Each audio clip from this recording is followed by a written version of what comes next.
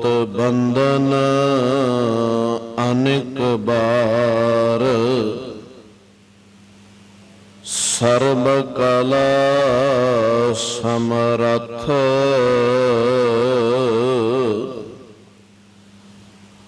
Dolan ते राखो प्रभु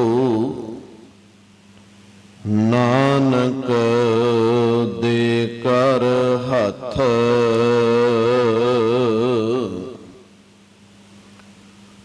जेता जियो पिंड सब तेरा, तू अंतर जामी पुरख भगवान।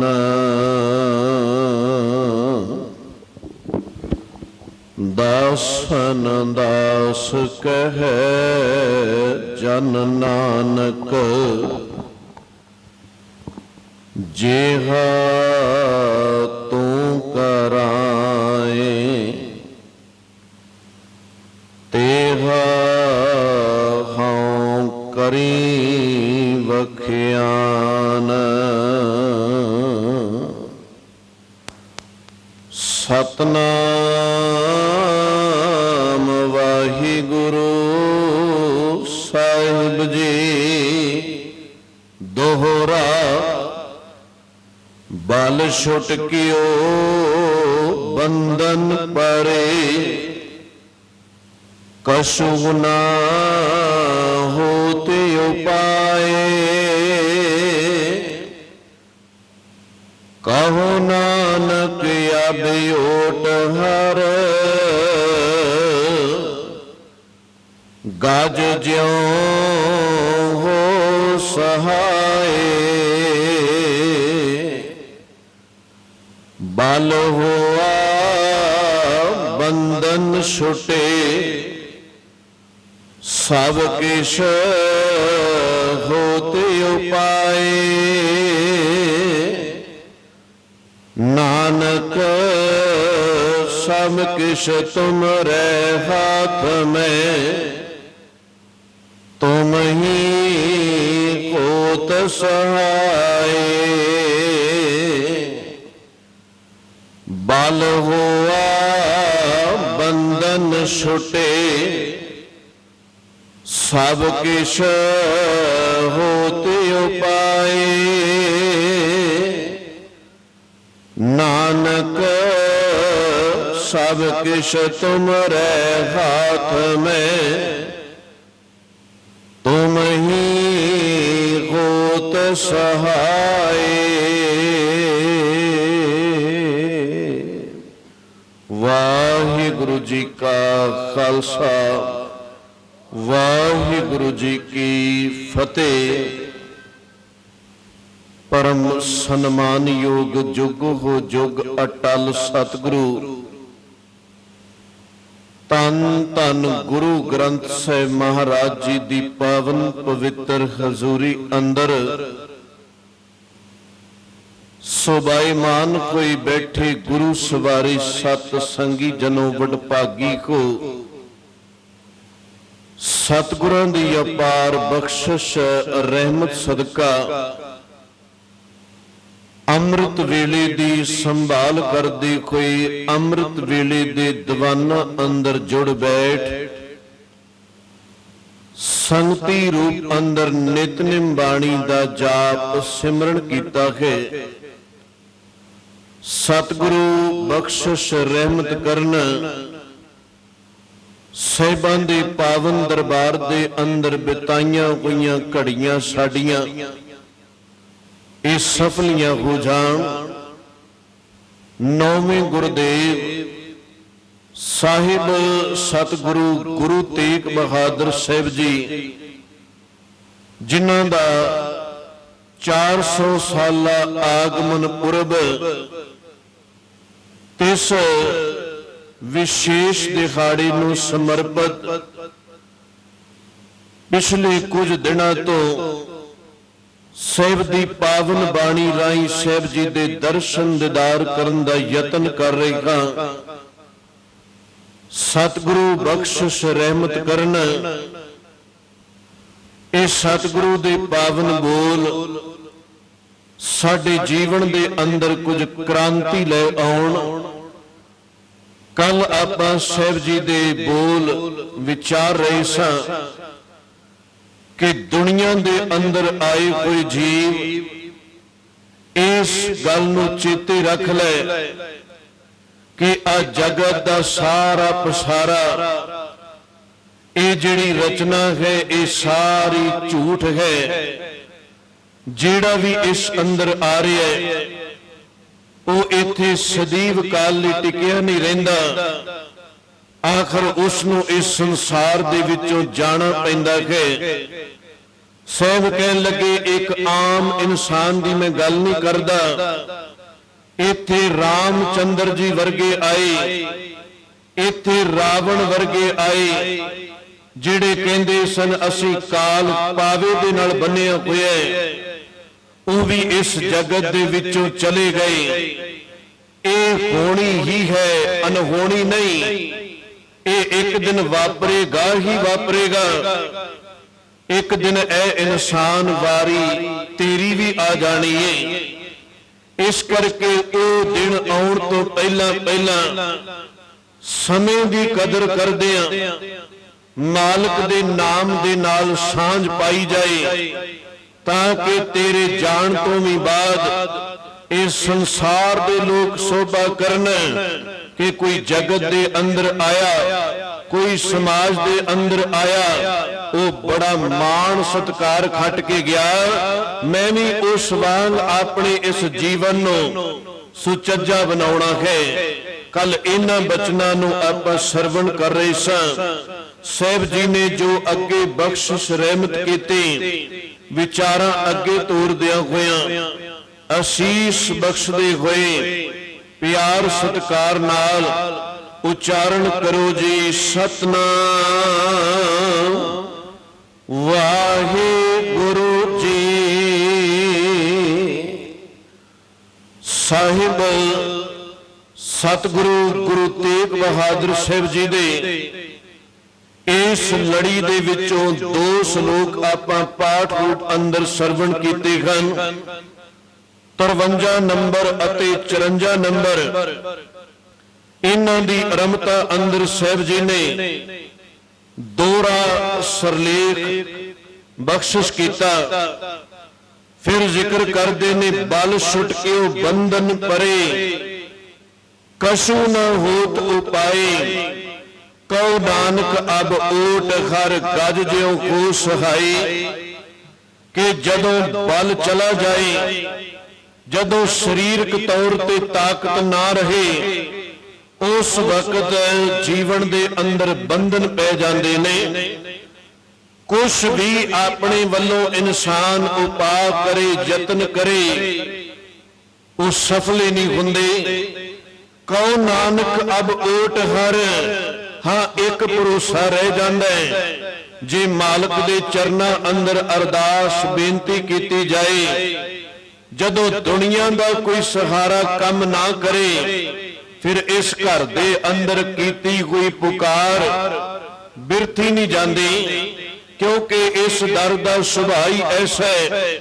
ਵੱਡੇ ਤੋਂ ਵੱਡਾ ਅਪਰਾਧੀ ਆ ਜਾਏ, ਵੱਡੇ ਤੋਂ ਵੱਡਾ ਪਾਪੀ ਆ ਜਾਏ, ਜਦੋਂ ਆ ਕੇ ਇਸ ਦਰ ਤੇ ਕਹਿ ਦੇ ਮੇਰੇ ਮਾਲਕ ਦੁਨੀਆ ਅੰਦਰ ਕੋਈ ਵੀ ਸਹਾਰਾ ਨਜ਼ਰ ਨਹੀਂ ਆਉਂਦਾ, ਮੈਂ ਤੇਰੇ ਦਰ ਤੇ ਆਇਆ ਤੇ ਇੱਕ ਵਾਅਦਾ ਕਰਦਾ ਕਿ ਅੱਜ ਤੋਂ ਬਾਅਦ ਮੈਂ ਕੋਈ ਕਰਮ ਨਹੀਂ ਕਰਾਂਗਾ, ਅੱਜ ਤੋਂ ਬਾਅਦ ਮੈਂ ਇਹ ਅਪਰਾਧ ਇਹ ਪਾਪ ਨਹੀਂ ਕਰਾਂਗਾ।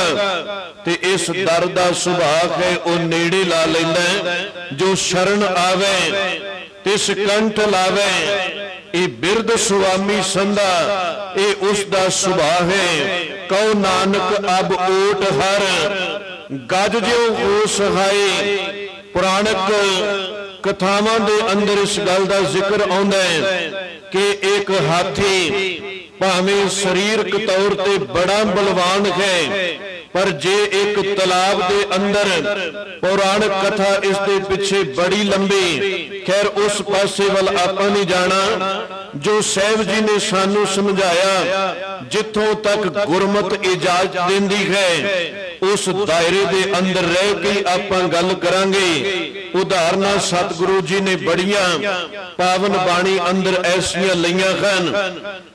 कहन लगे एक गज एक हाथी, जे ओ तलाब दे अंदर तंदुए दी गिरफ्त दे अंदर आ जांदा है, दूसरे जीव दी गिरफ्त अंदर आ जांदा है, इन्ना वड्डा बलवान ओ जानवर ताकत रखन वाला साहिब कहन लगे जे ओ भी किते जकड़िया जांदा है, कोई सहारा नजर नहीं आउंदा, भावें अपना शरीर बड़ा वड्डा, पर कहंदे उथे जे एक ओ अरदास बेनती करदा है, उस दी अरदास बेनती प्रवान हो जाती है, ते उस तंदुए दी गिरफ्त दे विचों ओ हाथी निकल जाता है। बस इन्नी गल साहिब कहन लगे 84 दे सरदार नजर मार के देख, जे एक जानवर दी जे एक हाथी दी पुकार सुनी जा सकती है, ते तू ते 84 दा सरदार अवर जोन तेरी पनहारी, इस धरती में तेरी सिकदारी, सारियां जोना टेडियां मेडियां तेरी पानी भर दियां होण, हर जोन तेरी आग्या अंदर चलदी होवे, ते की ऐ मनुख जे तू अरदास करेगा ते तेरी अरदास प्रवान नहीं होएगी। तेरे ग्रंथ ही कह रहे ने, क्योंकि विपता उन्हां दे उपर पई हुई। समय दा बादशाह औरंगजेब भावें ओ सका अपनियां दा भी नहीं होया, पर विपता ते खास करके उसने हिंदू धर्म दे उपर पाई हुई। ते सतगुरु हिंदू धर्म दे ही ग्रंथां विचों हवाले दे रहे ने कि शायद जे मैं अपने वालों कुछ गल कही ते इस मनुखता ने हो सकदा प्रवान नहीं करनी, पर मैं इन्हां दे ग्रंथां अंदर ही जिहड़ियां गल्लां आईयां ने, इन्हां दे ग्रंथां अंदर ही यह जिक्र है कि एक हाथी दी पुकार सुनी गई, ते मैं इन्हां नूं उन्हां ग्रंथां विचों ही समझावां कि तुहाडे ग्रंथ ये गल कह रहे ने कि एक हाथी दी पुकार सुनी जाती है, ते जे औरंगजेब वर्गा बादशाह इन्नी वड्डी आप वास्ते विपता पा के बैठा होया है कि हुण रब दे अगे पुकार नहीं कर सकते, हुण भी तां पुकार सुनी जा सकती है। खैर इस तो पहला एक बोल होर साझा कर लईए, क्योंकि इत्थे आके कुछ विद्वानां दे अंदर ते कुछ संगत दे अंदर पुरातन एक भरम चलिया आउंदा है कि इन्हां विचों एक श्लोक जिहड़ा गुरु तेग बहादुर साहिब दा ते एक श्लोक जिहड़ा है गुरु गोबिंद सिंह पातशाह दा। पुरातन लोग ये कहते सन कि जिहड़ियां पुरातन बीड़ा ने उन्हां दे अंदर जिहड़ा अगे वाला श्लोक बल होआ बंधन छुटे, सब किछ होत उपाए, नानक सब किछ तुमरे हाथ में, तुम ही होत सहाय। एक गुरु गोबिंद सिंह पातशाह दा है ते इस ऊपर लिखिया होया महला 10वां पुरातन बीड़ा दा उन्हां ने हवाला दिता, पर एक गल जिहड़ी है जदों चंगी तरह पड़चोल करदे हैं ते एक गल जिहड़ी है सही खरी नहीं उतरदी। सतगुरु दी पावन बाणी नूं जदों आपां पढ़दे हां, जे भगत साहिबानां दी बाणी आई ते भगत साहिबानां दे नाम आए, जे गुरु साहिबानां दी बाणी आई, कदी महला पहला कदी दूसरा तीसरा चौथा पंजवां अते नौवां आपां विचार रहे।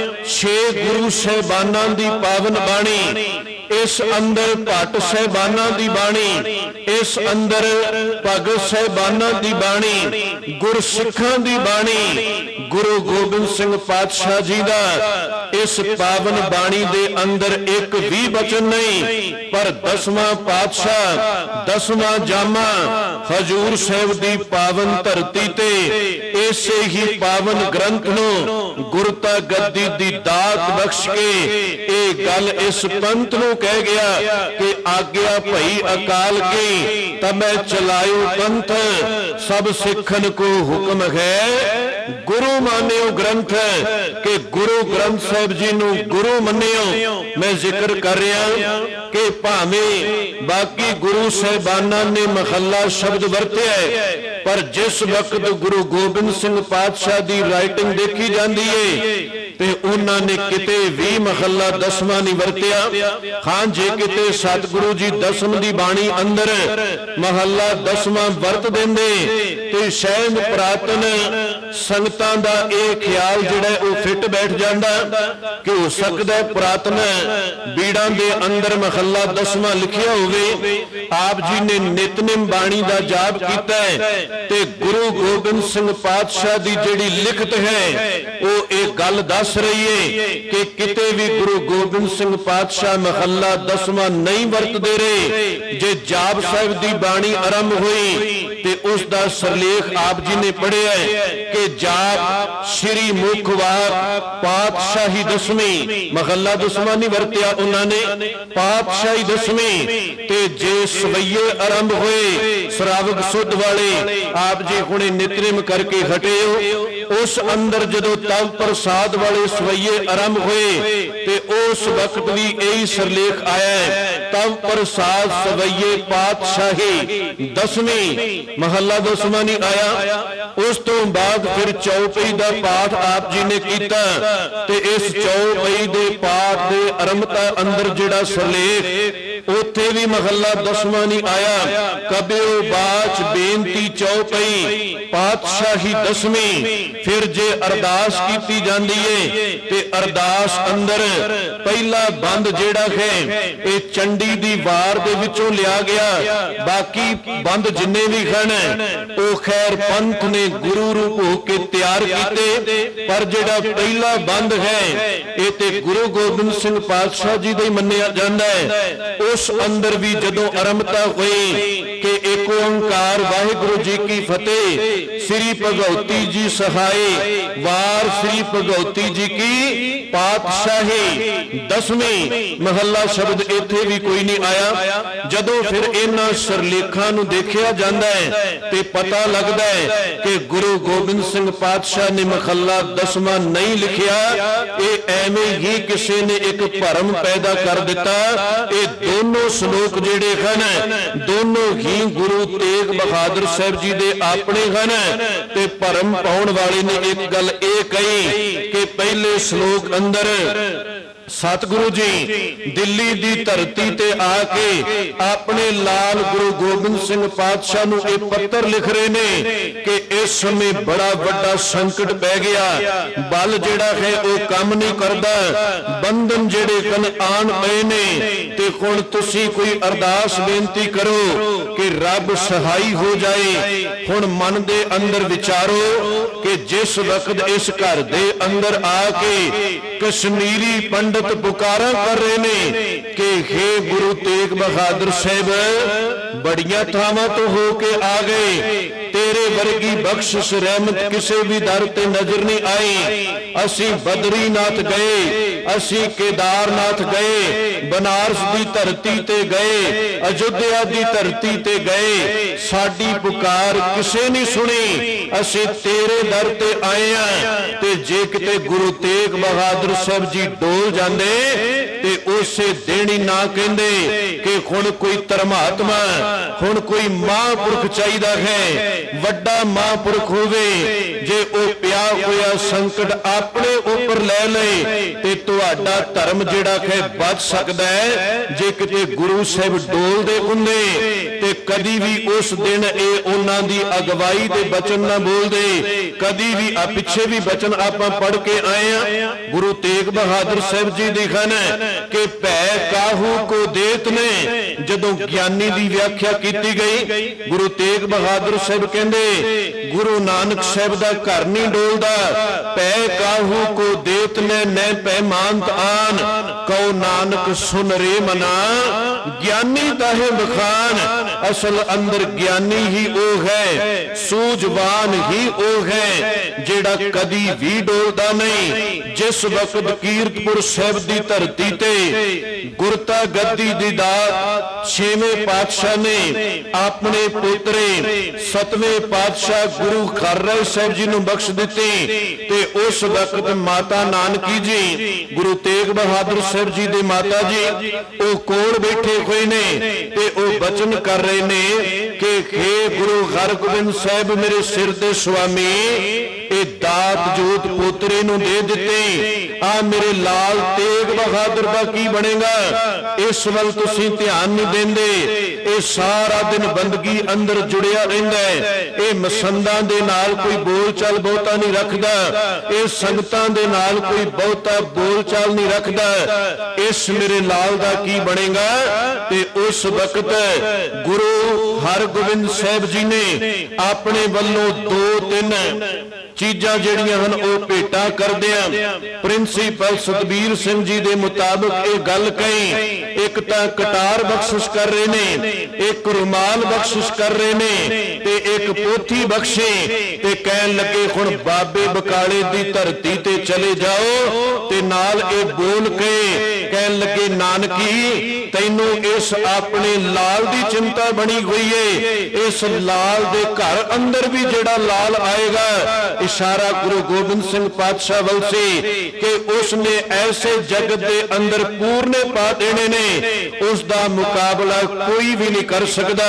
ਇਹ ਸਤਿਗੁਰੂ ਦੇ ਘਰ ਦੀ ਦੇਣ ਹੈ। ਕੋਈ ਵਿਦਵਾਨ ਕਹਿੰਦਾ ਹੈ ਥੋੜੇ ਹੀ ਦਿਨਾਂ ਅੰਦਰ ਫੁੱਲ ਇਸ ਦੇ ਖਿਲਰ ਜਾਣਗੇ, ਇਉਂ ਸੰਸਾਰ ਅੰਦਰ ਕੋਈ ਚਾਂਦਨੀ ਚੌਂਕ ਨੂੰ ਭਾਗ ਲਾਸੇ, ਚੜ ਕੇ ਦੇਸ਼ ਦੇ ਦਰਦ ਪਿਆਰ ਅੰਦਰ ਮਹਿਕ ਉੱਠੇਗੀ ਚਮਕੌਰ ਦੀ ਜੂ ਸਾਰੀ, ਟੁੱਟੇ ਫੁੱਲ ਜਦ ਸੁਰਤ ਬਹਾਰ ਅੰਦਰ, ਅੱਧ ਖਿੜੇ ਹੀ ਟਾਣੀਆਂ ਤੋਂ ਤੋੜ ਕੇ ਚਿਣ ਦੇਵੇਗਾ ਕੋਈ ਦੀਵਾਰ ਅੰਦਰ, ਬਣੀ ਰਹੇਗੀ ਸਦਾ ਬਹਾਰ ਇਸ ਤੇ, ਲਾਗੇ ਫਿਜ਼ਾ ਨੇ ਇਹਦੇ ਕਦੀ ਢੁਕਣਾ ਨਹੀਂ, ਲੱਗੀ ਓੜ ਤੇ ਇਹਨੇ ਸੁੱਕਣਾ ਨਹੀਂ, ਕਿਉਂਕਿ ਖੂਨ ਸ਼ਹੀਦਾਂ ਦਾ ਮੁੱਕਣਾ ਨਹੀਂ। ਐਸੇ ਪੂਰਨੇ ਇਸ ਘਰ ਨੇ ਪਾ ਦੇਣੇ ਹਨ ਜਿਹੜੇ ਗੁਰੂ ਤੇਗ ਬਹਾਦਰ ਸਾਹਿਬ ਸੰਬੰਧੀ, ਜਿਸ ਗੁਰੂ ਗੋਬਿੰਦ ਸਿੰਘ ਪਾਤਸ਼ਾਹ ਸੰਬੰਧੀ ਐਸੇ ਬੋਲ ਉਸ ਸਮੇਂ ਸਤਿਗੁਰੂ ਸਾਂਝੇ ਕਰ ਜਾਣ ਕਿ ਉਹ ਗੁਰੂ ਇਹ ਦਿੱਲੀ ਦੀ ਧਰਤੀ ਤੇ ਆ ਕੇ ਡੋਲ ਜਾਏਗਾ।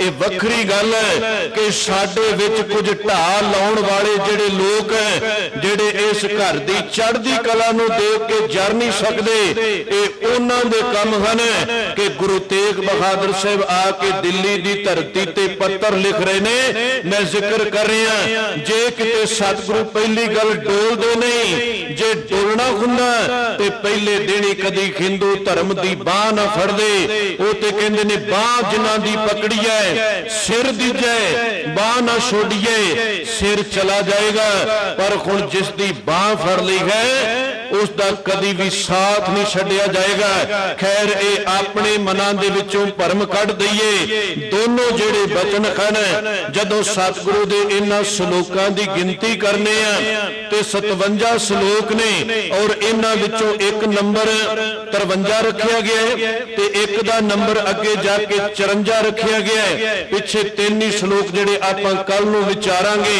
ਜੇ ਕਿਤੇ ਗੁਰੂ ਗੋਬਿੰਦ ਸਿੰਘ ਪਾਤਸ਼ਾਹ ਦੇ ਬਚਨ ਹੁੰਦੇ ਤੇ ਉਸ ਤੋਂ ਬਾਅਦ ਪਿੱਛੇ ਗਿਣਤੀ ਇੱਕ ਪਈ ਹੁੰਦੀ ਕਿ ਆਹ ਸ਼ਲੋਕ ਜਿਹੜਾ ਗੁਰੂ ਗੋਬਿੰਦ ਸਿੰਘ ਪਾਤਸ਼ਾਹ ਦਾ ਹੈ, ਕਿਉਂਕਿ ਭਗਤ ਸਾਹਿਬਾਨਾਂ ਦੇ ਬੋਲ ਜੇ ਪੜ੍ਹਦੇ ਆ ਇੱਥੇ ਭਗਤ ਸੂਰਦਾਸ ਜੀ ਵਰਗਿਆਂ ਦੀ ਜੇ ਇੱਕ ਲਾਈਨ ਵੀ ਆ ਜਾਂਦੀ ਏ ਪਾਵਨ ਬਾਣੀ ਅੰਦਰ ਤੇ ਸਾਹਿਬ ਨੇ ਉੱਥੇ ਵੀ ਉਸ ਨੂੰ ਪੂਰਾ ਇੱਕ ਸ਼ਬਦ ਮੰਨਿਆ ਔਰ ਉਸ ਦੇ ਪਿੱਛੇ ਵੀ ਇੱਕ ਪਾਇਆ। ਸਤਿਗੁਰੂ ਜੀ ਨੇ ਐਸੀ ਕਮਾਲ ਦੀ ਤਰਤੀਬ ਰਚ ਦਿੱਤੀ ਕਿ ਇਸ ਪਾਵਨ ਗ੍ਰੰਥ ਦੇ ਅੰਦਰ ਨਾ ਤੇ ਕੋਈ ਇੱਕ ਸ਼ਬਦ ਕੱਢ ਸਕਦਾ ਹੈ ਤੇ ਨਾ ਕੋਈ ਆਪਣੇ ਵੱਲੋਂ ਇੱਕ ਸ਼ਬਦ ਪਾ ਸਕਦਾ ਹੈ। ਐਸੀ ਤਰਤੀਬ ਗੁਰੂ ਗੋਬਿੰਦ ਸਿੰਘ ਪਾਤਸ਼ਾਹ ਦਮਦਮਾ ਸਾਹਿਬ ਦੀ ਧਰਤੀ ਤੇ ਭਾਈ ਮਣੀ ਸਿੰਘ ਦੇ ਰਾਹੀਂ ਇਹ ਸਾਰਾ ਕੰਮ ਕਰ ਗਏ। ਉਸ ਤੋਂ ਪਹਿਲਾਂ ਭਾਈ ਗੁਰਦਾਸ ਜੀ ਦੇ ਨਾਲ ਗੁਰੂ ਅਰਜਨ ਸਾਹਿਬ ਨੇ ਮਿਲ ਕੇ ਇਹ ਅੰਮ੍ਰਿਤਸਰ ਸਾਹਿਬ ਦੀ ਧਰਤੀ ਤੇ ਕਾਰਜ ਕੀਤੇ। ਜਿਹੜਾ ਕਾਰਜ ਰਹਿ ਗਿਆ ਭਾਵ ਗੁਰੂ ਤੇਗ ਬਹਾਦਰ बहादुर साहब की सारी बाणी,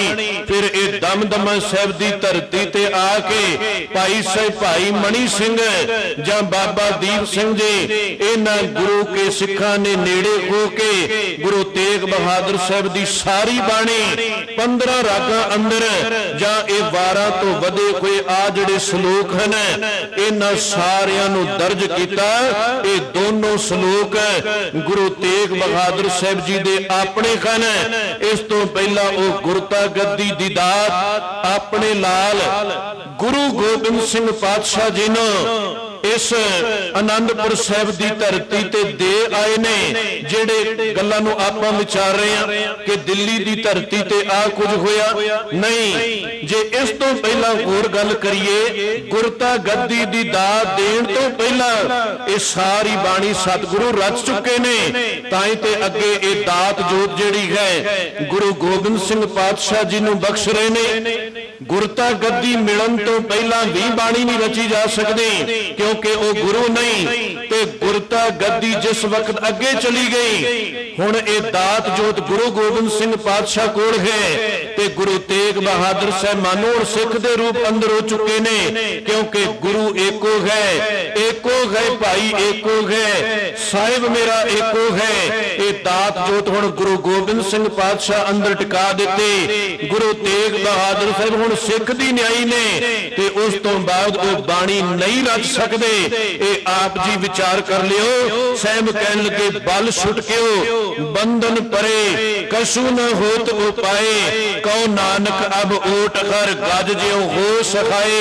ये सानू समझा रहे ने कि जिस वक्त ए इंसान तो अपना बल छड्ड देगा अपनी ताकत छड्ड देगा हिम्मत नहीं करेगा ते तेरे आले दुआले आके बंद पै जाणगे रुकावट आके खड़ी हो जाएगी। आपां किसी दे घर अंदर ही जाइए ते अचानक अगों किते उन्हां दा कुत्ता सानू पै जाए ते आपां कोई हथ पल्ला ही ना मारीए ते आया होया कुत्ता हुण साडे वल सानू कट ही जाएगा। ते जे असीं अपने वल्लों कोई हथ पैर मारांगे यतन करांगे उच्ची बोलांगे शायद आउंदा जांदा कोई बचा जाए शायद घर वाले आवाज सुन के उस कुत्ते नूं बचा लैण। यही गल साहब कह रहे ने कि बल छुट के बंधन परे। जे तेरे कोल कोई बल ही नहीं तेरे कोल ताकत ही नहीं तू कोई रौला ही नहीं पाउंदा कोई यतन ही नहीं करदा ते फिर बंधन ते आण ही पैणे हन। कशु ना होत उपाए फिर कोई उपाय नहीं जे तू आप ही कुछ नहीं करना। जिस वक्त इन्हां बचनां नूं किते आपां गुरु नानक साहब जी दे संसार दे अंदर आउण तो पहला इस भारत वर्ष की हालत नूं बयान करदे हैं। जदों उन्हां समयां दे अंदर इन्हां बचनां नूं देखदे आ ते भारती लोकां दी हालत कुछ ऐसी बन चुकी सी ताई ते वार-वार धाड़ भी चढ़दे ने ताई हमलावर चढ़दे ने। सुनिया जांदा कि कदी भारत सोने दी चिड़िया पर इत्थे चढ़न वाले हमलावरां ने इस नूं कखां तो हौलिया कर दिता। जिस वक्त एक अब्दुल रज़ाक होया ईरान दे बादशाह दा वकील होया ते बड़ा सूझवान बड़े ए नगरां दे अंदर विचरिया। जिस वक्त 8वीं सदी दे अंदर ए भारत आया है ते जिस वक्त वो अपनी डायरी अंदर एक गल लिखदा है कहंदा गया ते मैं बहुत देशां दे अंदर मैं सोचिया बाहरले देश जेड़े हन वो स्वर्ग दी न्याई होणगे पर जिस वक्त मैं 8वीं सदी अंदर भारत आया ते मैनू इस तो वड्डा होर स्वर्ग किते नजर नहीं आया। इथों दे लोग बड़े सियाणे इथों दे लोग बड़े सूझवान इथों दे लोग बड़े सोहणे। जिस वक्त वो कहंदा मैं भारत अंदर विचर रहा सा ते इथों दे जेड़े मंदिर हन मंदिरां दे ऊपर बने हुए गुंबद जेड़े हन वो सोने दे नाल जड़े हुए सन। जे मैं इन्हां दे घरां नूं देखिया इन्हां दे घरां दे ऊपर सोना लग्या होया है। जे इन्हां दे घरां दे दरवाजे में देखे भारतीयां दा वो जिक्र कर रहा है कि मैं भारतीयां नूं जदों आके गली बाजारां अंदर देख रहा वो कहंदा जिस वक्त मैं लोकां दे घरां नूं देखिया ते बहुतात घरां दे ਜਿਹੜੇ ਦਰਵਾਜ਼ੇ ਸਨ ਉਹ ਚੰਦਨ ਦੀ ਕੀਮਤੀ ਲੱਕੜ ਦੇ ਸਨ। ਫਿਰ ਕਹਿੰਦਾ ਮੈਂ ਜਿਸ ਵੀ ਘਰ ਅੰਦਰ ਪ੍ਰਵੇਸ਼ ਕੀਤਾ ਉਹਨਾਂ ਦੇ ਘਰਾਂ ਦੇ ਅੰਦਰ ਚਾਂਦੀ ਦੇ ਸੋਨੇ ਦੇ ਸਾਰੇ ਬਰਤਨ ਜਿਹੜੇ ਸਨ ਉਹਨਾਂ ਦੇ ਘਰਾਂ ਦੇ ਅੰਦਰ ਪਏ ਸਨ। ਇੱਥੋਂ ਤੱਕ ਉਹ ਜ਼ਿਕਰ ਕਰਦਾ ਹੈ ਕਿ ਜਿਹੜੇ ਉਹਨਾਂ ਦੇ ਘਰਾਂ ਦੇ ਅੰਦਰ ਪਸ਼ੂ ਵੱਜੇ ਹੋਏ ਸਨ ਉਹਨਾਂ ਪਸ਼ੂਆਂ ਦੇ ਜਿਹੜੇ ਸੰਗਲ ਜਿਹੜੀ ਚੈਨ ਪਾਈ ਹੋਈ ਹੈ ਉਹ ਵੀ ਸੋਨੇ ਦੀ ਹੈ। ਤੇ ਇੰਨਾ ਸੋਨਾ ਇਹਨਾਂ ਦੇ ਕੋਲ ਹੈ ਕਿ ਆਪਣੇ ਲੱਕ ਦੇ ਦੁਆਲੇ ਇਹ ਭਾਰਤੀ ਲੋਕ ਜਿਹੜੇ ਸਨ ਵੱਡੀਆਂ ਵੱਡੀਆਂ ਚੈਨਾਂ ਬਣਾ ਕੇ ਆਪਣੇ ਲੱਕ ਦੇ ਦੁਆਲੇ ਹਰ ਸਮੇਂ ਕੀ ਲਪੇਟੀ ਫਿਰਦੇ ਸਨ। ਕਹਿੰਦੇ ਮੈਨੂੰ ਕਮੀ ਹੀ ਕੋਈ ਨਜ਼ਰ ਨਹੀਂ ਆਈ। ਜੇ ਮੈਂ ਕਿਸੇ ਗਲੀ ਬਾਜ਼ਾਰ ਅੰਦਰ ਗਿਆ ਤੇ ਜਿਹੜੇ ਆ ਜਵੈਲਰ ਲੋਕ ਨੇ ਇਹਨਾਂ ਦੇ ਦੁਕਾਨਾਂ ਦੇ ਅੱਗੇ ਹੀਰੇ ਮੋਤੀ ਜਵਾਹਰਾਤ ਢੇਰ ਲੱਗੇ ਪਏ ਮੈਂ ਆਪਣੀਆਂ ਅੱਖਾਂ ਦੇ ਨਾਲ ਦੇਖੇ। ਅਜੇ ਇਸ ਤੋਂ ਪਹਿਲਾਂ ਜੇ ਕਿਤੇ ਦੇਖਦੇ ਆ ਤੇ ਮੁਹੰਮਦ ਬਿਨ ਕਾਸਮ ਜਿਹੜਾ ਹੈ ਉਹ ਸਨ 712 ਦੇ ਆਸ-ਪਾਸ ਇਸ ਭਾਰਤ ਦੇ ਅੰਦਰ 6000 ਨਾਲ ਲੋਕਾਂ ਨੂੰ ਫੌਜਾਂ ਨੂੰ ਨਾਲ ਲੈ ਕੇ 6000 ਫੌਜਾਂ ਉਹ ਚੜਾ ਕੇ ਲਿਆਇਆ ਤੇ ਮੁਲਤਾਨ ਦਾ ਇਲਾਕਾ ਕਿਉਂਕਿ ਉਸ ਵਕਤ ਤੇ ਸਾਰਾ ਭਾਰਤ ਸੀ ਇਹ ਮੁਲਤਾਨ ਦੇ ਇਲਾਕੇ ਅੰਦਰ ਆਇਆ ਤੇ ਮੁਲਤਾਨ ਦੇ ਇਲਾਕੇ ਅੰਦਰ ਖੈਰ ਲੰਬਾ ਚੌੜਾ ਜ਼ਿਕਰ ਕਿ ਇਥੋਂ ਦੇ ਲੋਕਾਂ ਨੇ ਉਸ ਇਰਾਕ ਦੇ ਲੋਕਾਂ ਦਾ ਜਹਾਜ਼ ਵਪਾਰੀਆਂ ਦਾ ਇੱਥੇ ਬੰਦਰਗਾਹ ਤੇ ਲੁੱਟ ਲਿਆ। ਵਾਪਸ ਜਾ ਕੇ ਜਦੋਂ ਉਹਨਾਂ ਨੇ ਆਪਣੇ ਗਵਰਨਰ ਹਾਜ਼ਜ਼ ਦੇ ਕੋਲ ਪੁਕਾਰ ਕੀਤੀ ਕਿ ਸਾਡਾ ਇਸ ਤਰ੍ਹਾਂ ਜਹਾਜ਼ ਲੁੱਟਿਆ ਗਿਆ, ਉਸ ਹਾਜ਼ਜ਼ ਗਵਰਨਰ ਨੇ ਇੱਕ ਦੋ ਵਾਰੀ ਪੱਤਰ ਮੁਲਤਾਨ ਦੇ ਬਾਦਸ਼ਾਹ ਦਾਇਰ ਨੂੰ ਭੇਜਿਆ ਪਰ ਉਸਨੇ ਕੋਈ ਬਹੁਤਾ ਧਿਆਨ ਨਾ ਦਿੱਤਾ। ਹੁਣ ਉਸਨੇ ਆਪਣੇ ਭਤੀਜੇ ਮੁਹੰਮਦ ਬਿਨ ਕਾਸਮ ਨੂੰ ਸਨ 712 ਅੰਦਰ ਤਿਆਰ ਕੀਤਾ। 6000 ਨਾਲ ਫੌਜੀ ਖਨ 3000 ਊਠਾਂ ਦੇ ਉੱਪਰ ਅਸਲਾ ਜਿਹੜਾ ਉਹ ਲੱਦਿਆ ਹੋਇਆ ਹੈ ਤੇ ਮਾਰੋ ਮਾਰ ਕਰਦਾ ਹੋਇਆ ਉਹ ਈਰਾਨ ਵੱਲੋਂ ਆ ਕੇ ਮੁਲਤਾਨ ਦੇ ਇਲਾਕੇ ਅੰਦਰ ਬੜੀ ਵੱਡੀ ਤਬਾਹੀ ਕਰ ਦਿੰਦਾ ਹੈ। ਮੈਂ ਜ਼ਿਕਰ ਕਰ ਰਿਹਾ ਕਿ ਅਬਦੁਲ ਰਜ਼ਾਕ 8ਵੀਂ ਸਦੀ ਦਾ ਜ਼ਿਕਰ ਕਰ ਰਿਹਾ ਹੈ ਪਰ ਇਸ ਤੋਂ ਪਹਿਲਾਂ ਚੜਿਆ ਹੋਇਆ ਉਹ ਮੁਹੰਮਦ ਬਿਨ ਕਾਸਮ ਕਾਫੀ ਨਗਰਾਂ ਦੇ ਅੰਦਰ ਉਜਾੜਾ ਪਾ ਕੇ ਜਾ ਚੁੱਕਾ ਸੀ। ਫਿਰ ਇਸ ਤੋਂ ਬਾਅਦ ਕਈ ਐਸੇ ਧਾੜਵੀ ਚੜ ਕੇ ਆਏ, ਮਹਿਮੂਦ ਗਜ਼ਨਵੀ ਵਰਗੇ ਆਏ ਜਿਨ੍ਹਾਂ ਨੇ ਭਾਰਤ ਦੇ ਉੱਪਰ 17 ਹਮਲੇ ਕੀਤੇ। ਹਰ ਵਾਰੀ ਉਹ ਇਥੋਂ ਲੁੱਟ ਕੇ ਜਿੰਨੀ ਵੀ ਫੌਜ ਨਾਲ ਆਉਂਦੀ ਰਹੀ ਉਹ ਵੀ ਬਹੁਤਾਤ ਕੀਮਤੀ ਸਮਾਨ ਭਾਰਤ ਦਾ ਲੁੱਟ ਕੇ ਵਾਪਸ ਜਾਂਦੇ ਰਹੇ। ਕਿਸੇ ਭਾਰਤੀ ਅੰਦਰ ਇਹ ਹਿੰਮਤ ਨਹੀਂ ਸੀ ਕਿ ਉਹਨਾਂ ਆਏ ਹੋਏ ਧਾੜਵੀਆਂ ਦਾ ਸਾਹਮਣਾ ਕਰ ਸਕਣ। ਜਿਹੜਾ ਵੀ ਆਉਂਦਾ ਹੈ ਇਹ ਮਹਿਮੂਦ ਗਜ਼ਨਵੀ ਵਰਗਾ ਤਾਂ ਸੋਮਨਾਥ ਦੇ ਮੰਦਰਾਂ ਤੱਕ ਚਲਾ ਗਿਆ। ਸੋਮਨਾਥ ਦਾ ਉਹ ਮੰਦਰ ਜਿੱਥੇ 1000 ਪੁਜਾਰੀ ਦਿਨ ਰਾਤ ਸੇਵਾਵਾਂ ਕਰਦਾ ਹੈ। ਕਿੰਨਾ ਵੱਡਾ ਉਹ ਮੰਦਰ ਹੋਏਗਾ ਜਿੱਥੇ 1000 ਪੁਜਾਰੀ ਅੰਦਰ ਤਾਇਨਾਤ ਹਨ। ਉੱਥੇ ਅੰਦਰ 56 ਪਿੱਲਰ ਜਿਹੜੇ ਨੇ ਬਿਲਡਿੰਗ ਦੇ ਉਸ ਅੰਦਰ 56 ਪਿੱਲਰ ਸਾਰੇ ਹੀਰੇ ਮੋਤੀਆਂ ਦੇ ਨਾਲ ਜੜੇ ਹੋਏ ਨੇ। ਇਹ ਸਾਰੇ ਪਿੱਲਰਾਂ ਦੇ ਨਾਲੋਂ ਹੀਰੇ ਮੋਤੀ ਆਏ ਹੋਏ ਮਹਿਮੂਦ ਗਜ਼ਨਵੀ ਦੀਆਂ ਫੌਜਾਂ ਨੇ ਉਤਾਰ ਲਏ। ਇਸੇ ਮੰਦਰ ਦੇ ਅੰਦਰ ਇੱਕ 5 ਗਜ ਉੱਚੀ ਮੂਰਤੀ ਲੱਗੀ ਹੋਈ ਸ਼ਿਵ ਜੀ ਦੀ, ਉਸ ਦੇ ਵੀ 4 ਟੁਕੜੇ ਕਰ ਲਏ। 2 ਟੁਕੜੇ ਜਿਹੜੇ ਸਨ ਉਹ ਗਜਨੀ ਦੇ ਧਰਤੀ ਤੇ ਲੈ ਗਏ ਤੇ 2 ਟੁਕੜੇ ਜਿਹੜੇ ਹਨ ਉਹ ਮੱਕੇ ਮਦੀਨੇ ਦੀ ਧਰਤੀ ਤੇ ਲੈ ਗਏ ਤੇ ਲਿਜਾ ਕੇ ਉੱਥੇ ਇਹਨਾਂ ਨੇ ਬੜੀ ਬਰਬਾਦੀ ਕੀਤੀ। ਖੈਰ ਇਸੇ ਹੀ ਮੰਦਰ ਦੇ ਅੰਦਰ ਇੱਕ ਟੱਲ ਲੱਗਿਆ ਹੋਇਆ ਹੈ। ਟੱਲ ਦੇ ਨਾਲ ਜਿਹੜੀ ਚੈਨ ਲਟਕੀ ਹੋਈ ਹੈ, ਇਤਿਹਾਸ ਕਹਿੰਦਾ ਹੈ ਕਿ 200 ਮਣ ਉਹ ਸੋਨੇ ਦੀ ਚੈਨ। ਦੇਖੋ ਕਿਵੇਂ ਇਹ ਸੋਨੇ ਦੀ ਚਿੜੀਆ ਸੀ ਤੇ ਚੜੇ ਹੋਏ ਹਮਲਾਵਰਾਂ ਨੇ ਸਾਰਾ ਕੁਝ ਇਥੋਂ ਵਾਰ-ਵਾਰ ਚੜਿਆ ਤੇ ਸਾਰਾ ਹੀ ਲੁੱਟ ਕੇ ਉਹ ਲਿਜਾਂਦੇ ਰਹੇ। ਕਿਸੇ ਅੰਦਰ ਹਿੰਮਤ ਨਹੀਂ। ਕਦੀ ਕੁਤਬਦੀਨ ਚੜ ਕੇ ਆ ਜਾਂਦਾ ਹੈ, ਕਦੀ ਫਿਰੋਜ਼ ਸ਼ਾਹ ਖਿਲਜੀ ਚੜ ਕੇ ਆ ਜਾਂਦਾ ਹੈ, ਕਦੀ ਅਲਾਉਦੀਨ ਖਿਲਜੀ ਵਰਗੇ ਆਏ, ਕਦੀ ਇੱਥੇ ਸਿਕੰਦਰ ਲੋਧੀ ਵਰਗੇ ਆਏ।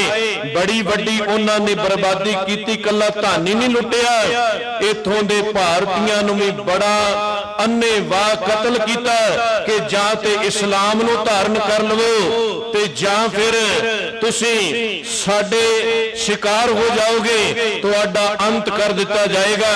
ਜੇ ਸਿਕੰਦਰ ਲੋਧੀ ਦੀ ਹੀ ਗੱਲ ਕਰਦੇ ਆ ਤੇ 2.5 ਲੱਖ ਹਿੰਦੂ ਇਸਨੇ ਖਤਮ ਕਰ ਦਿੱਤਾ, 4,32,000 ਇਸਨੇ ਮੂਮਨ ਬਣਾ ਦਿੱਤੇ। ਤੇ ਇੱਕ ਦਿਨ ਬੈਠਾ ਆਪਣੇ ਮਨ ਦੇ ਨਾਲ ਪ੍ਰਸੰਨ ਹੋਇਆ, ਇਹ ਗੱਲ ਕਹਿੰਦਾ ਕਿ ਹੁਣ ਤਾਂ ਮੇਰੇ ਪਰਿਵਾਰ ਵਾਸਤੇ ਵੀ ਮਾਨੋ ਸਵਰਗ ਦੇ ਭਿਸ਼ਟ ਦੇ ਜਿਹੜੇ ਦਰਵਾਜ਼ੇ ਨੇ ਉਹ ਖੁੱਲ ਗਏ, ਕਿਉਂਕਿ ਮੈਂ ਇੰਨੇ ਹਿੰਦੂਆਂ ਦਾ ਕਤਲ ਕਰ ਦਿੱਤਾ ਹੈ ਤੇ ਇਸਲਾਮ ਦੇ ਅੰਦਰ ਮੈਂ ਪ੍ਰਵਾਨ ਹੋ ਜਾਵਾਂਗਾ। ਜਿੰਨੇ ਹਿੰਦੂ ਮੈਂ ਵੱਧ ਮਾਰੇ ਉਨਾ ਹੀ ਮੇਰੇ ਵਾਸਤੇ ਭਿਸ਼ਟ ਦਾ ਦਰਵਾਜ਼ਾ ਖੁੱਲ ਗਿਆ। ਮੈਂ ਜ਼ਿਕਰ ਕਰ ਰਿਹਾ, ਇੱਥੇ ਕੋਈ ਵੀ ਸਾਹਮਣਾ ਨਹੀਂ ਸੀ ਕਰ ਰਿਹਾ। ਬਾਬਰ ਆਇਆ ਤਾਂ ਕਿਸੇ ਸਾਹਮਣਾ ਨਹੀਂ ਕੀਤਾ, ਔਰੰਗਜ਼ੇਬ ਬਾਦਸ਼ਾਹ ਆਇਆ, ਇਹਨਾਂ ਭਾਰਤੀਆਂ ਵਿੱਚੋਂ ਕਿਸੇ ਵੀ ਸਾਹਮਣਾ ਨਹੀਂ ਕੀਤਾ। ਤੇ ਫਿਰ ਬੰਧਨ ਜਿਹੜੇ ਹਨ ਉਹ ਤੇ ਪੈ ਹੀ ਜਾਣੇ ਨੇ। ਬਲ ਸੁੱਟ ਕੇ ਉਹ ਬੰਧਨ ਪਰੇ, ਕਛੂ ਨਾ ਹੋਤ ਉਪਾਏ। ਇਹ ਗੁਰੂ ਨਾਨਕ ਸਾਹਿਬ ਦਾ ਘਰ ਜੇ ਇਹ ਪਰਉਪਕਾਰ ਨਾ ਕਰਦਾ, ਨਾ ਹੱਥਾਂ ਅੰਦਰ ਸ੍ਰੀ ਸਾਹਿਬ ਲੈਂਦੇ ਤੇ ਪਤਾ ਨਹੀਂ ਅੱਜ ਤੱਕ ਇਹ ਹਮਲਾਵਰ ਇਸੇ ਤਰ੍ਹਾਂ ਵਾਰ-ਵਾਰ ਚੜ ਕੇ ਲੁੱਟੀ ਜਾਂਦੇ। ਇਹਨਾਂ ਭਾਰਤੀਆਂ ਨੇ ਕਿਹਾ ਸੀ ਕਿ ਕੋਈ ਵੀ ਇਸ ਦੇਸ਼ ਦਾ ਕੁਝ ਵਿਗਾੜ ਨਹੀਂ ਸਕਦਾ, ਸਾਡੇ ਕੋਲ ਮੰਤਰ ਹਨ, ਅਸੀਂ ਮੰਤਰ ਪੜਾਂਗੇ ਤੇ ਇਹਨਾਂ ਆਇਆ ਹੋਇਆਂ ਨੇ ਅੰਧੇ ਹੋ ਜਾਣਾ ਹੈ। ਪਰ ਸਤਿਗੁਰੂ ਦੀ ਪਾਵਨ ਬਾਣੀ ਕਹਿੰਦੀ ਕੋਟੀ ਕੋ ਪੀਰ ਵਰਜ ਰਖਾਏ। ਕੋਈ ਇੱਕ ਪੀਰ ਥੋੜੀ ਇਹਨਾਂ ਨੇ ਬਣਾਇਆ ਹੋਇਆ ਸੀ। ਇੱਕ ਘਰ ਦੇ ਅੰਦਰ ਜੇ 5-7 ਮੈਂਬਰ ਨੇ ਤੇ ਸਾਰੇ ਕੋਈ ਕਿਸੇ ਦੇਵਤੇ ਨੂੰ ਮੰਨਦਾ ਹੈ, ਕੋਈ ਕਿਸੇ ਦੇਵਤੇ ਨੂੰ ਮੰਨਦਾ ਹੈ। ਜੇ ਕਿਤੇ ਇੱਕ ਦੇ ਬਣ ਜਾਂਦੇ ਤੇ ਸ਼ਾਇਦ ਇਹਨਾਂ ਦੀਆਂ ਜਾਨਾਂ ਬਚ ਜਾਂਦੀਆਂ।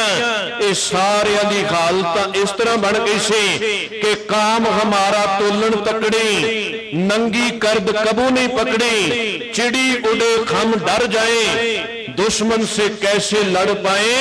ਇਹਨਾਂ ਅੰਦਰ ਬਿਲਕੁਲ ਵੀ ਤਾਕਤ ਨਹੀਂ। ਚੜੀ ਹੋਈ ਫੌਜ ਨੂੰ ਵੀ ਇਹ ਕਹੀ ਜਾਂਦੇ ਨੇ ਮੰਤਰ ਪੜਾਂਗੇ, ਬਸ ਇਹ ਫੌਜ ਅੰਨੀ ਹੋ ਜਾਏਗੀ। ਗੁਰੂ ਨਾਨਕ ਸਾਹਿਬ ਕਹਿੰਦੇ ਇਸ ਤਰ੍ਹਾਂ ਕੁਝ ਨਹੀਂ ਹੁੰਦਾ, ਇੱਥੇ ਤੇ ਤਲਵਾਰਾਂ ਚੁੱਕਣੀਆਂ ਪੈਂਦੀਆਂ ਨੇ। ਪਹਿਲਾਂ ਨਹੀਂ, ਪਹਿਲਾਂ ਗੁਰੂ ਨਾਨਕ ਸਾਹਿਬ ਦਾ ਘਰ ਕੋਈ ਪਹਿਲ ਨਹੀਂ ਕਰਦਾ। ਜੇ ਕੋਈ ਵਾਰ-ਵਾਰ ਚੜਦਾ ਤੇ ਫਿਰ ਤਲਵਾਰ ਦੇ ਮੁੱਠੇ ਉੱਪਰ ਖੱਤ ਜਾਂਦਾ ਹੈ। ਸਾਹਿਬ ਦੇ ਬੋਲ ਸਾਂਝੇ ਕਰ ਲੱਗਾ ਸਾ ਕੋਟੀ ਹੂੰ ਪੀਰ ਵਰਜ ਰਖਾਏ, ਜਾਂ ਮੀਰ ਸੁਣਿਆ ਧਾਇਆ, ਥਾਨ ਮੁਕਾਮ ਜਲੇ ਬਿਜ ਮੰਦਰ, ਮੁਛ ਮੁਛ ਕੋਇਰ ਰੁਲਾਇਆ, ਕੋਈ ਮੁਗਲ ਨਾ ਹੋਆ ਅੰਦਾ, ਕਿਨੇ ਨਾ ਪਰਚਾ ਲਾਇਆ। ਸਾਹਿਬ ਕਹਿਣ ਲੱਗੇ ਕੋਈ ਮੁਗਲ ਹਮਲਾਵਰ ਕੋਈ ਅੰਨਾ ਨਹੀਂ ਹੋਇਆ, ਕੋਈ ਤੁਹਾਡੇ ਮੰਤਰ ਕੰਮ ਨਹੀਂ ਕੀਤੇ। ਇਸ ਕਰਕੇ ਪਹਿਲੀ ਗੱਲ ਤੇ ਪਿਆਰ ਦੇ ਨਾਲ ਸਮਝਾਇਆ ਜਾਏ। बेवजह जोगी अल्लाह यार कहते बेवजह हम तो खुद नहीं चाहते कि जंग हो, हाँ उससे लड़ेंगे लड़ने की जिसको उमंग हो। पहला सतगुरु दा घर श्री साहिब ते हाथ नहीं पाउंदा, पर जे वार वार कोई मजबूर कर दे फिर तलवार दे कृपान दे मुठे ऊपर हाथ चला जाना जायज है, क्योंकि सतगुरु ये गल सिखा गए ने। पहला 5 जामिया अंदर शांति तो काम लिया। जे इन्हां लोकां ने गुरु अर्जन साहब शांति दे पुंज नूं तत्ती लोह दे ऊपर बिठा दिता, हुण फिर जिहड़ा रोस जागिया गुरु हरगोबिंद पातशाह नूं अकाल तख्त साहिब तो ये आवाज देनी पई कि आई हुई संगत हुण चंगे शस्त्र चंगे घोड़े चंगियां जवानियां भेटा कीतियां जाण, ताकि जिहड़े चालम बन चुके ने इन्हां नूं सबक सिखाउणा ही पैणा है। 4 वारी गुरु हरगोबिंद पातशाह ने जंग लड़े ते 4 वारी फतेह हुए। गुरु गोबिंद सिंह पातशाह दा समा आउंदा है ते 14 वारी ये वार वार हमलावर चढ़दे रहे। 14 ਵਾਰੀ ਗੁਰੂ ਗੋਬਿੰਦ ਸਿੰਘ ਪਾਤਸ਼ਾਹ ਨੂੰ ਇਹਨਾਂ ਦਾ ਸਾਹਮਣਾ ਕਰਨਾ ਪਿਆ, ਜਿਨ੍ਹਾਂ ਅੰਦਰ ਬਲ ਕੋਈ ਨਹੀਂ ਸੀ, ਜਿਨ੍ਹਾਂ ਭਾਰਤੀਆਂ ਅੰਦਰ ਤਾਕਤ ਕੋਈ ਨਹੀਂ ਸੀ। ਗੁਰੂ ਗੋਬਿੰਦ ਸਿੰਘ ਪਾਤਸ਼ਾਹ ਨੇ ਖੰਡੇ ਬਾਟੇ ਕੀ ਪਹੁਲ ਦੇ ਕੇ, ਇਹ ਪਾਵਨ ਬਾਣੀ ਦੇ ਕੇ ਇਹਨਾਂ ਵੱਡਾ ਮਾਣ ਸਤਿਕਾਰ ਦੇ ਦਿੱਤਾ।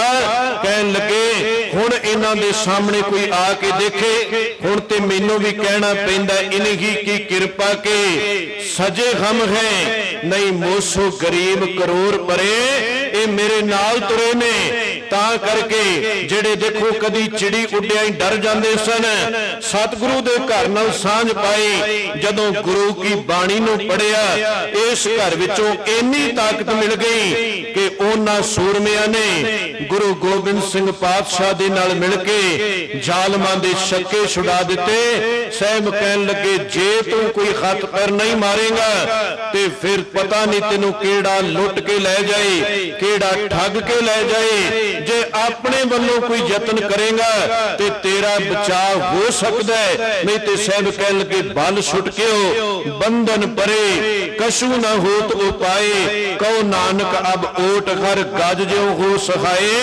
ਖੇ ਮੇਰੇ ਮਾਲਕ ਤੇਰੇ ਚਰਨਾਂ ਅੰਦਰ ਅਰਦਾਸ ਹੈ, ਜੇ ਤੂੰ ਉਸ ਹਾਥੀ ਦੀ ਪੁਕਾਰ ਸੁਣ ਲਈ ਤੇ ਸਾਡੇ ਅੰਦਰ ਵੀ ਇੰਨਾ ਬਲ ਇੰਨੀ ਤਾਕਤ ਦੇ ਦੇ, ਸਾਨੂੰ ਕੋਈ ਦਬਾ ਨਾ ਜਾਏ। ਅੱਜ ਬੜੇ ਪਾਸਿਆਂ ਤੋਂ ਇਸ ਕੌਮ ਦੇ ਉੱਪਰ ਖੱਲੇ ਹੋ ਰਹੇ ਨੇ, ਉਹਨਾਂ ਨੂੰ ਦੋਸ਼ ਬਾਦ ਅੰਦਰ ਦਈਏ, ਅਸੀਂ ਆਪਾਂ ਹੀ ਸਾਰੇ ਸੁਚੇਤ ਹੋ ਜਾਈਏ। ਇਹ ਨਾ ਹੋਏ ਕੋਈ ਜਿਹੜਾ ਕਹੇ ਕਿ ਫਲਾਣੇ ਕੋਲ ਚੱਲ ਉੱਥੇ ਬੜਾ ਸੁੱਖ ਹੈ, ਉਸ ਪਾਸੇ ਵੱਲ ਤੁਰ ਪਈਏ, ਦੂਸਰੇ ਪਾਸੇ ਕੋਈ ਕਹੇ ਚੱਲ ਉਸ ਬਾਬੇ ਕੋਲ ਸੁੱਖ ਮਿਲੇਗਾ। ਜੇ ਇਸ ਤਰ੍ਹਾਂ ਅਸੀਂ ਵੀ ਕਰਦੇ ਰਹੇ ਤੇ ਜੀਵਨ ਅੰਦਰ ਸਾਡੇ ਵੀ ਕੋਈ ਤਬਦੀਲੀ ਨਹੀਂ ਆਉਣੀ। ਤੇ ਜਿਹੜੇ ਕਿਤੇ ਬਚਨ ਸਾਹਿਬ ਦੇ ਮੰਨ ਜਾਂਦੇ ਨੇ, ਜਿਹੜੇ ਗੁਰੂ ਕੇ ਬਚਨਾਂ ਉੱਪਰ ਪਹਿਰਾ ਦਿੰਦੇ ਨੇ, ਸਾਹਿਬ ਕਹਿਣ ਲੱਗੇ ਫਿਰ ਤਾਕਤ ਉਹਨਾਂ ਅੰਦਰ ਹੀ ਆਉਂਦੀ ਹੈ। ਕੋਈ ਵੀ ਵਿਕਾਰ, ਕੋਈ ਵੀ ਬਾਹਰੀ ਗੱਲਾ ਉਹਨਾਂ ਦੇ ਨੇੜੇ ਨਹੀਂ ਆ ਸਕਦਾ। ਬਲ ਹੋਆ ਉਹ ਕਹਿੰਦੇ ਨੇ ਚੜ੍ਹਦੀ ਕਲਾ, ਐਵੇਂ ਕੁਝ ਕੋੜ ਹੋਵੇ ਨਾ, ਸਾਰੇ ਪਾਸਿਆਂ ਤੋਂ ਇਹ ਇਨਸਾਨ ਘਿਰਿਆ ਹੋਵੇ ਵਿਕਾਰਾਂ ਅੰਦਰ ਤੇ ਖਾਲ ਪੁੱਛਿਆ ਜਾਏ ਕਈ ਦਾ ਚੜ੍ਹਦੀ ਕਲਾ ਆਨੰਦ ਬਣਿਆ। ਸਾਹਿਬ ਕਹਿਣ ਲੱਗੇ ਇਸ ਤਰ੍ਹਾਂ ਦਾ ਆਨੰਦ ਪ੍ਰਵਾਨ ਨਹੀਂ ਹੋਣਾ। ਆਨੰਦ ਸਭ ਕੋ ਕਹੇ, ਜਿਹੜਾ ਵੀ ਮਿਲਦਾ ਸਭ ਨੂੰ ਕਹਿ ਦੇਣਾ ਮੈਂ ਠੀਕ ਠਾਕ, ਪਰ ਜਦੋਂ ਕੋਈ ਸਮਾਂ ਤੇਰੇ ਕੋਲ ਬੈਠਾ ਜਾਏ ਤੂੰ ਰੋਣਾ ਕਲਪਣਾ ਸ਼ੁਰੂ ਕਰ ਦੇਣਾ। ਕਿਸ ਪੇ ਖੋਲੋ ਗੰਠੜੀ ਦੁਖੀ ਭਰ ਆਇਆ, ਇੱਥੇ ਹਰ ਕੋਈ ਟੁੱਟਿਆ ਹੋਇਆ ਦੁਖੀ ਹੈ। ਸਾਹਿਬ ਕਹਿਣ ਲੱਗੇ ਜੇ ਗੁਰੂ ਕੀ ਵਿਚਾਰ ਕੋਲ ਹੋਵੇਗੀ ਤੇ ਜੀਵਨ ਜਿਹੜਾ ਹੈ ਉਹ ਸੁਚੱਜਾ ਬਣ ਜਾਏਗਾ।